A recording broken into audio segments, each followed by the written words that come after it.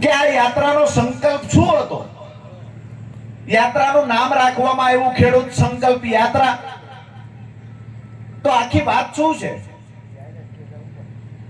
તો એ વાતને યાદ કરવી પડે કે હું 2017-18 માં જ્યારે ખેડૂતો માટેની નાની નાની લડાઈની મેં શરૂઆત કરી, એ વખતે બિન રાજકીય રીતે હું લડાઈઓ લડતો. અમુક જગ્યાએ પરિણામ મળે, અમુક જગ્યાએ પરિણામ ન મળે, પણ લડાઈ ચાલુ રાખી. એક બે ખેડૂતને સાથે લઈને નીકળેલો 2021 માં જ્યારે કાર્યક્રમો કરતો, ત્યારે કાર્યક્રમમાં 5-5 હજાર ખેડૂતોની સંખ્યા થતી ને આ મારી પ્રમાણિકતાનું સર્ટિફિકેટ હતું. બીજી વાત સાથે કે 2021 માં એવો વિચાર આવ્યો કે હું કોઈ પાર્ટી સાથે જોડાઉં તો આ ખેડૂતોની લડાઈ હજુ મજબૂતાઈથી લડી શકીશ. આ ખેડૂતોની લડાઈને રાજ્યવ્યાપી બનાવવા માટે થઈ અને કોઈ પાર્ટી સાથે જોડાઈ જઈશું તો પરિણામ ઝડપથી મળશે, સારું મળશે, પાર્ટીના સંસાધનોનો ઉપયોગ કરી શકશું. પાર્ટીમાં ગયા, 5 વર્ષ વફાદારીથી કામ કર્યું. જોયું ત્યારે ખબર પડી કે એક શકુનીના કારણે 100 કૌરવોની ગોર ખોદાઈ ગઈ હતી. અહીંયા પણ કોક ને કોક શકુની છે, જેના કારણે મારા ખેડૂતોને હળદળથી લઈને રાજકોટ જેલ સુધી જવું પડ્યું હતું. ઘણા બધાને વિચાર આવે પ્રશાસનનો દોષ નથી, પ્રશાસનનો દોષ 7 વખત છે. સરકારની પર આક્ષેપ કરવાની વાત આવતી હોય તો ખુલીને કહું છું કે સરકારની સામે આંદોલન કરતા એ સરકારે ખેડૂતોને જેલમાં પૂર્યા છે, પણ જેની જવાબદારી બનતી હતી, જવાબદાર લોકોએ શું કર્યું? તો વધારે સમય જેલમાં રહે. કામ જેને કર્યું છે, મારી વાત એ છે કે જેની ભેળા હતા એને દગો દીધો છે, એનું દુઃખ વધારે છે. ઓલા તો દુશ્મન હતા, તેને હામા ઘા કરતા. જ્યારે નિર્ણય લેવાનો સમય આવ્યો તો નિર્ણય પણ લઈ લીધો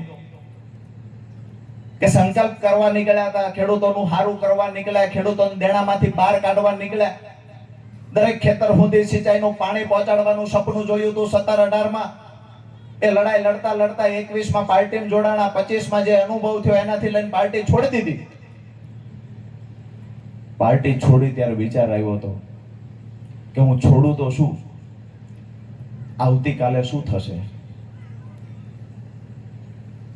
વિષય એ હતો તમામ જગ્યાએ મારા કાર્યકર્તાઓ તો પછી હતા નહીં. જે મારી સાથે ટીમ હતી એને મેં પાર્ટી સાથે જોડી દીધી હતી.